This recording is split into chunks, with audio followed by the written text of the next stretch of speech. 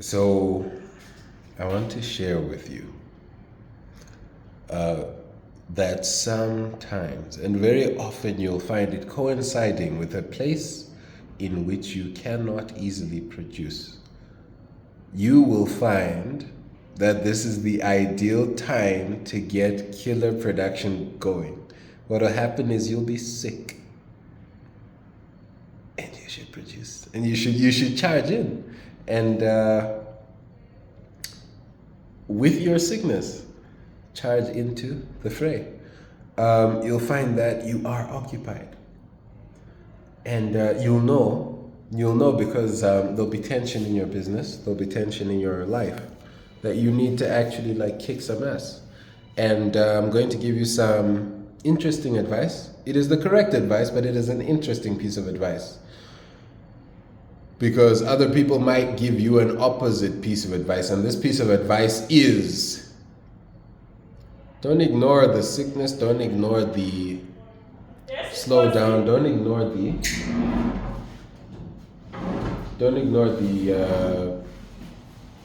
distracting elements, address them, but power through.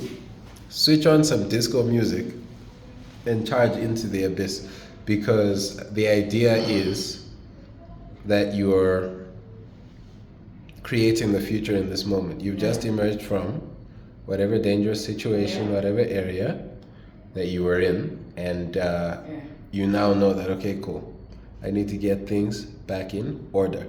So then definitely do not rest before you get things back in order. You will rest when things are in order. Do you see?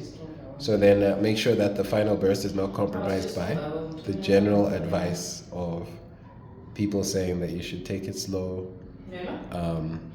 in recovering. Sometimes just recover randomly for no reason, all of a sudden, and recover through whatever is happening to you, produce through whatever is happening to you, intensify production through whatever is happening to you.